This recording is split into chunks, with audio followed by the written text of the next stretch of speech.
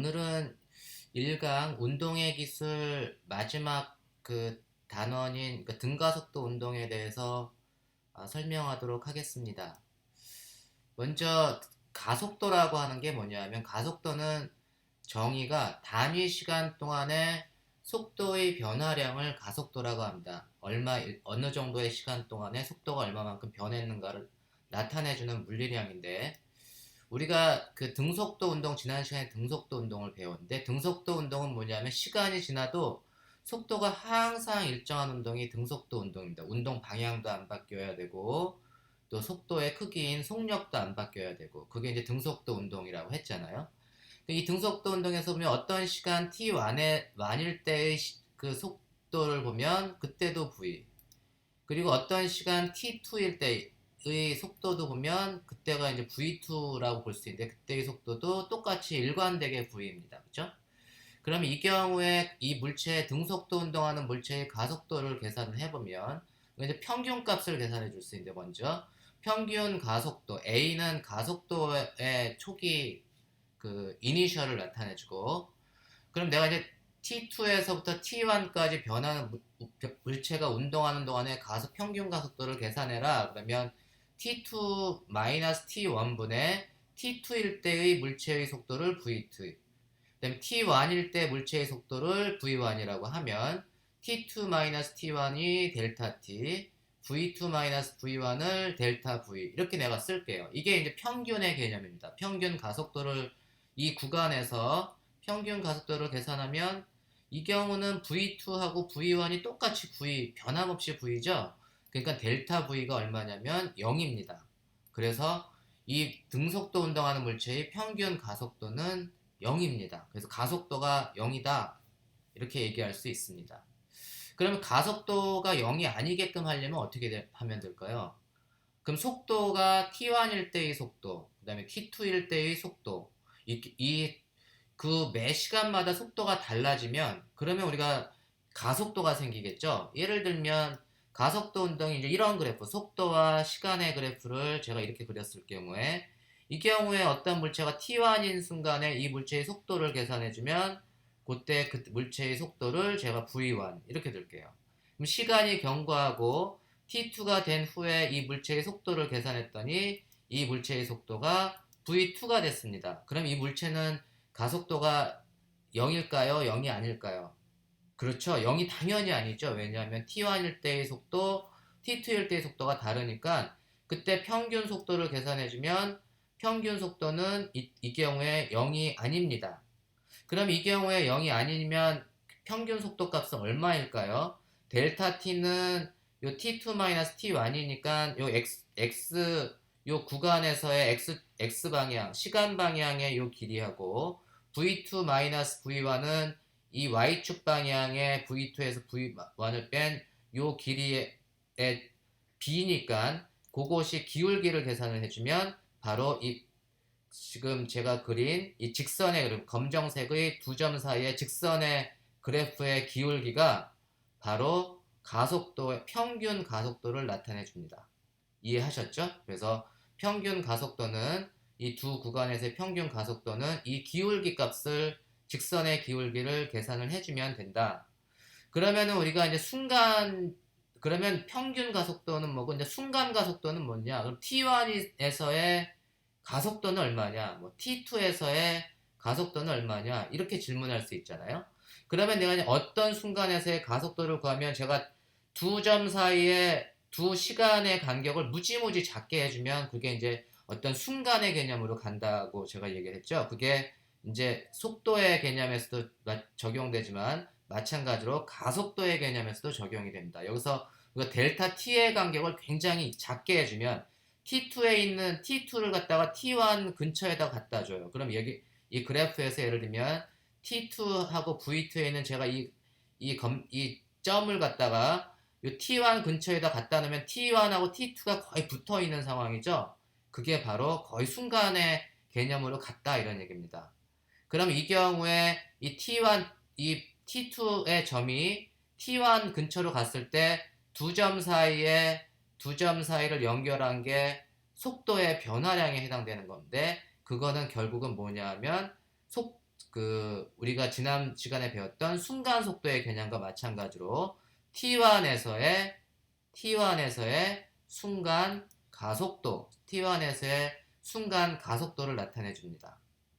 T1에서의 순간 가속도는 뭐냐면 속도와 시간 그래프에서 T1에서 이 그래프의 접선 방향의 기울기를 계산을 해주면 그게 바로 요 T1인 순간에 이 물체의 가속도, 순간 가속도를 나타내 줍니다.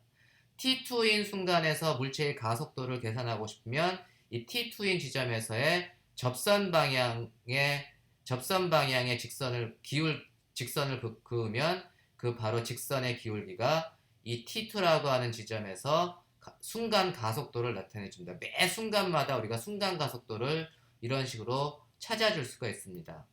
어떻게 된다고요? 속도와 시간 그래프의 접선의 기울기가 매 순간 그 물체의 가속도를 나타내 줍니다. 이 경우에는 지금 제가 보여준 이 그래프의 경우에 평균 가속도하고 순간 가속도가 같은가요? 다르죠? 기울기가 다르기 때문에 다릅니다. 그러면은 만약에 그러면 기울기를 똑같이 만들어주는 그래프가 있다면 그러면 그때 비로소 평균 가속도하고 순간 가속도가 같게 될 거예요. 어떻게 하면 기울기를 일정하게 해줄 수 있을까요? 이렇게 순간 가속도하고 평균 가속도가 같아지는 운동을 우리가 등가속도 운동이라고 얘기한다. 순간 가속도하고 평균 가속도가 같아지는 운동을 등가속도 운동. 지금 그래프와 같이 평균 가속도하고 순간 가속도가 다른 운동은 그냥 일반적인 가속도 운동입니다. 가속도 값도 막 변하는 운동이에요. 근데 가속도 값이 변하지 않고 평균 값과 순간 값이 같은 운동을 등가속도 운동이라고 하고 그 등가속도 운동을 만들려면 두 점 사이의 기울기를 같게 해주면 돼요. 속도와 시간 그래프에서. 그럼 어떻게 하면 될까요? 어떤 물체가 이런 식의 직선 운동을 속도와 시간 그래프를 그렸을 때 이러한 직선의 그래프를 그리는 운동을 한다라고 하면 그 물체는 T1하고 T2의 구간 사이의 평균 가속도를 구하나 T1인 순간에서의 순간 가속도를 구하나 T2인 순간에서 물체의 순간 가속도를 구하나 다 같습니다. 이렇게 평균값과 순간값이 같아지는 운동을 어떤 운동? 등가속도 운동이라고 합니다. 이해하셨나요? 그러면 이제 물체의 등가속도 운동은 다시 한번 보면 가속도가 일정한 운동을 가속도가 일정하다는 얘기는 크기만 일정하면 안 되고 가속도는 벡터량이기 때문에 크기만 일정하면 안 되고 방향도 모두 똑같이 일정해야 돼요. 그러니까 방향이 바뀌면 그 가속도의 크기가 일정하다고 하더라도 방향이 바뀌면 등가속도 운동이 아닙니다. 등가속도 운동이 방향이 바뀌면 등가속도 운동이 아니라는 거 꼭 명심하십시오. 이렇게 경사면에서 어떤 물체를 제가 이제 굴리면 이 물체가 시간이 지남에 따라서 이게 점점 속도가 증가해요. 점점 속도가 증가하는 반면에 가속도는 단위 시간 동안의 속도의 변화량, 이러한 운동은 단위 시간 동안의 속도의 변화량은 또 일정합니다. 그래서 속도는 증가하고 가속도는 일정한 운동, 이런 게 일반적인 등가속도 운동입니다. 그래서 이거를 갖다가 속도가 증가하는데 가속도가 일정하게끔 하려면 속도와 시간의 그래프가 아까 직선의 그래프가 돼야 된다고 했죠. 그래서 처음에 어떤 물체의 속도가 v0였고 그 다음에 이 물체가 등가속도 운동을 계속 하려면 속도와 시간의 그래프는 항상 이렇게 일차 함수가 돼야 됩니다. 그래야 비로소 등가속도 운동을 할 수 있고, 이때 이렇게 주어진 그래프를 함수로 나타내면 속도를 v, 시간을 t라고 나타나면 얘는 어떻게 되죠? v하고 시간의 함수로 나타내주면 v는 v0 더하기 at. 여기 t가 0일 때 y절편이 v0니까 요게 이제 v0는 물체가 t가 0일 때 어떤 물체의 초기 속도가 v0구나 라는 걸 나타내주고 있습니다. 어떤 물체가 정지한 상태에서 등가속도 운동을 하면 초기 속도가 0이니까 이렇게 원점을 지나는 직선의 그래프가 나타날 텐데, 만약에 초기에 물체가 정지해 있지 않고 v0의 속도로 움직이면 이 물체 등가속도 운동하는 물체의 속도와 시간의 그래프는 이렇게 v는 v0 플러스 AT라고 하는 이러한 그래프를 따릅니다. 이때 이 그래프의 기울기가 어떤 값을 준다고 했죠? 바로 이 그래프의 기울기가 가속도를 나타내 줍니다.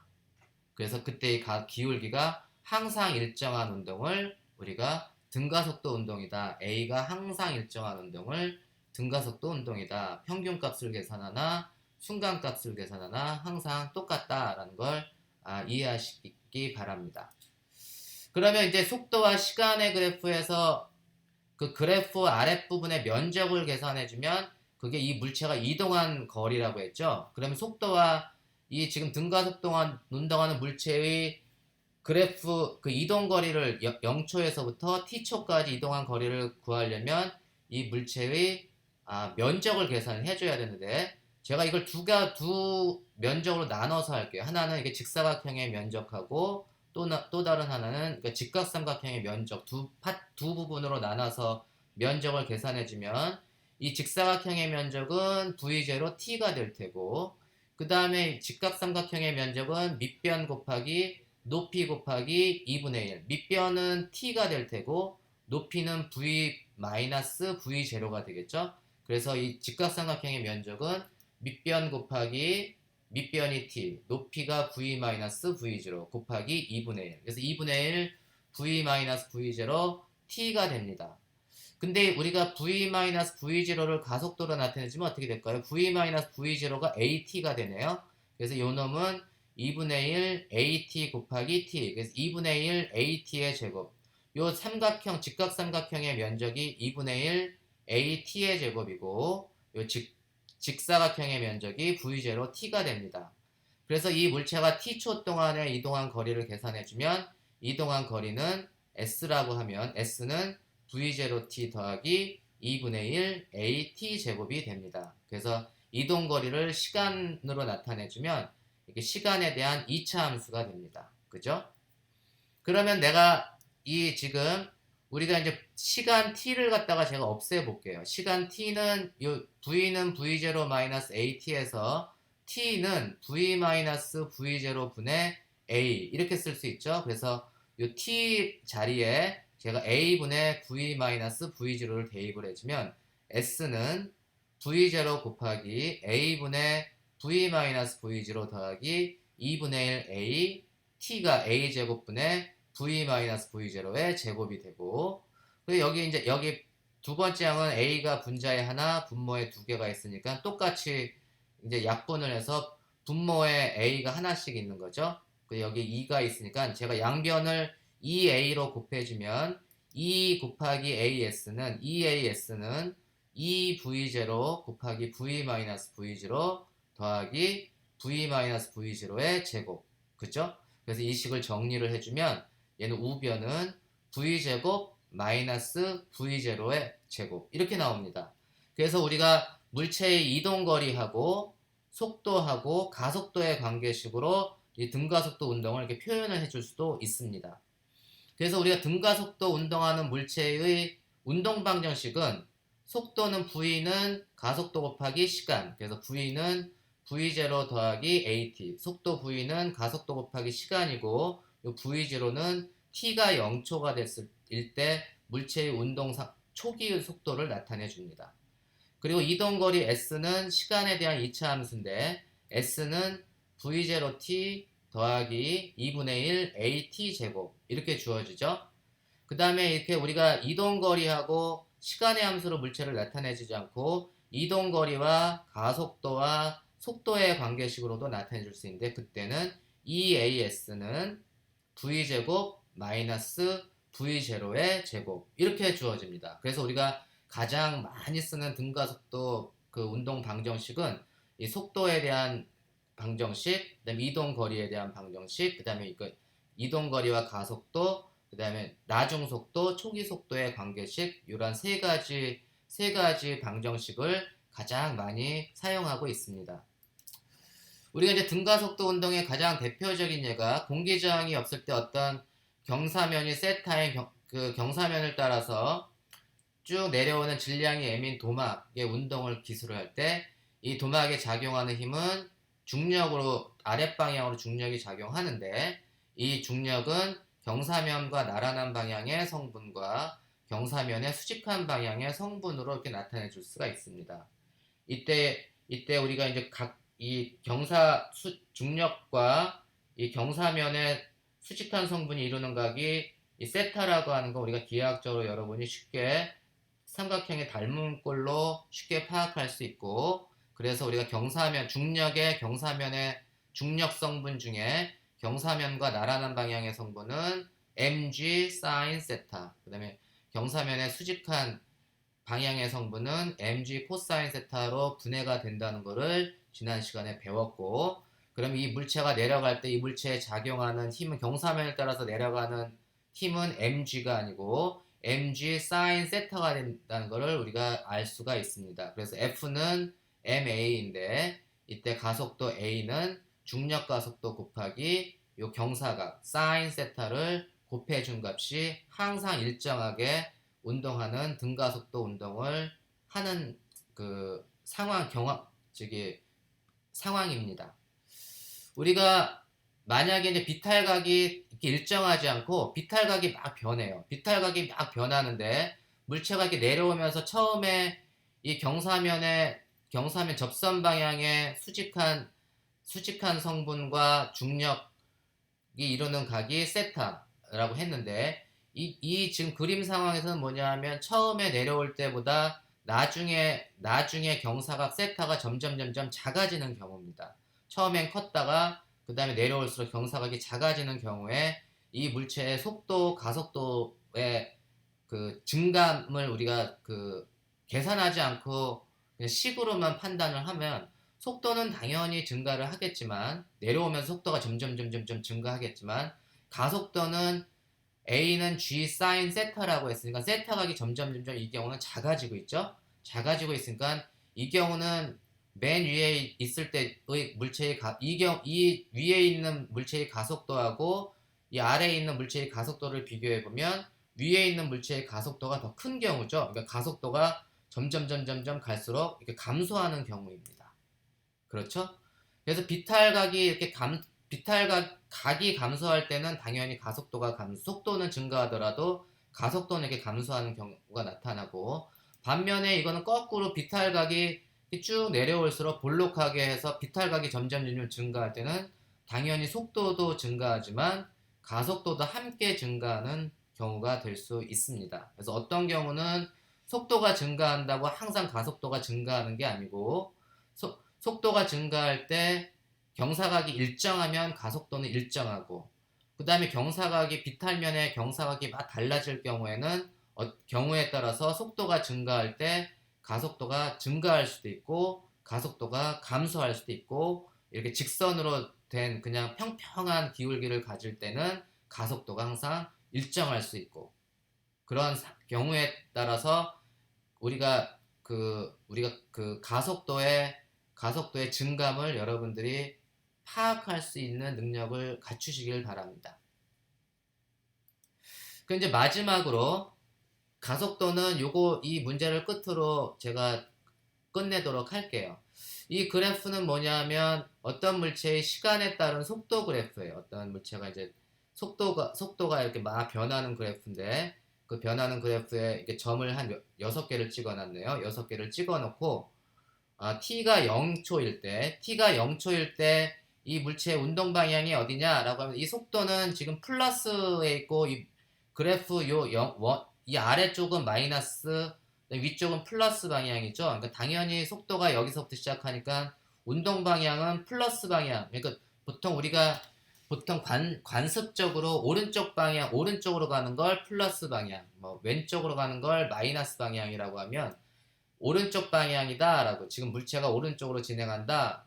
좀 더 정확하게는 물체가 플러스 방향으로 진행한다. 제가 왼쪽 방향도 플러스 방향으로 정할 수 있는데 우리가 관습적인 걸 제가 따르겠습니다.